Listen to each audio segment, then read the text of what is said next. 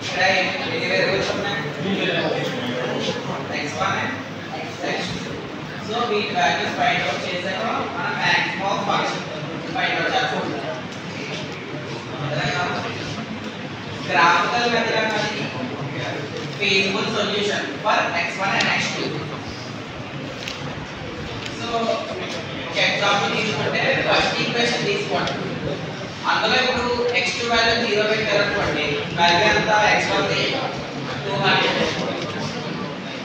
ఎందుకంటే x2 value 0 అయిపోయింది 3x1 600 అంటే x1 ఎంత 200 సేమ్ అలాగే ఇందులో కేస్ 1 అయిపోయింది కేస్ 2 ఏంటి x1 0 తీసుకున్నారు అనుకో నెక్స్ట్ ఎంత అవుతుంది 300 అంటే ఇక్కడ ఎన్ని పాయింట్స్ వచ్చినాయి x1 200 అయినప్పుడు x2 వాల్యూ 0 తీసుకున్నాం x1 0 తీసుకున్నప్పుడు x2 వాల్యూ ఎంత వచ్చింది 300 అంటే ఇప్పుడు మనకి ఫస్ట్ ఈక్వేషన్ లో 2 పాయింట్స్ వచ్చాయి సేమ్ సెకండ్ ఈక్వేషన్ లో చూసుకోండి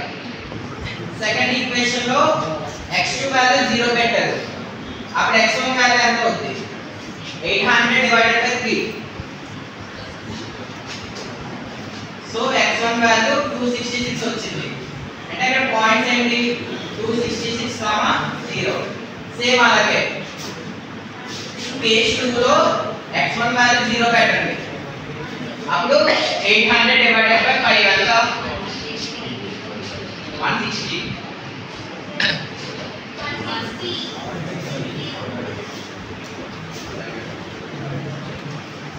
సో 0, 160 ఇక్కడ వరకు అర్థం డౌట్స్ ఉన్నాయా అదే క్లారిటీగా వినండి ఫస్ట్ x2 0 పెట్టండి అప్పుడు x1 వాల్యూ ఎంత 1100 divided by 5 ఎంత x1 వాల్యూ 220 అంటే ఇక్కడ పాయింట్స్ ఏంటి 220, 0 అనేది వచ్చింది కేస్ 1 లో మనం x2 వాల్యూ 0 తీసుకున్నాం సో కేస్ 2 లో ఏంటి x1 వాల్యూ 0 తీసుకో so x2 value 1100 divided by 6 183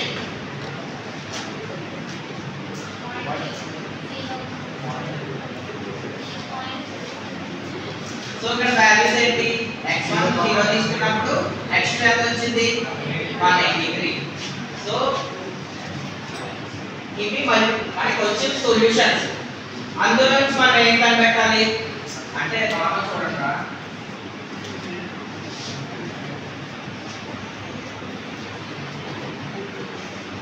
x1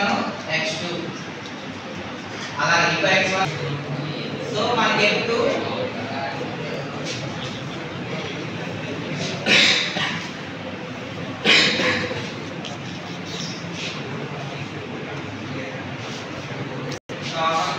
x axis ఎక్కడ ఉంటుంది కోఆర్డినేట్ లో పెట్టిన కోఆర్డినేట్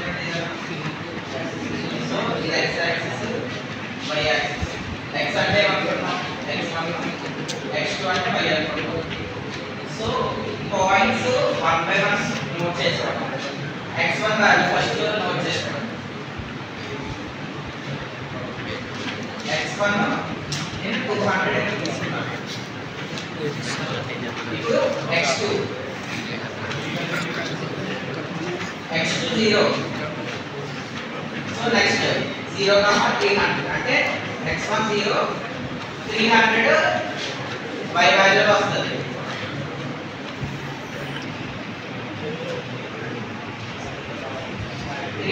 వేసుకున్నాను ఇప్పుడు 266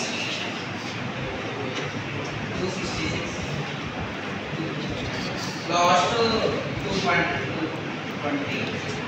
సో x1 వాల్యూస్ మనం రాసుకున్నాం like that same x2 value అంటే x2 అంటే నేను y తీసుకున్నాను y వాల్యూస్ అన్ని రాసుకోండి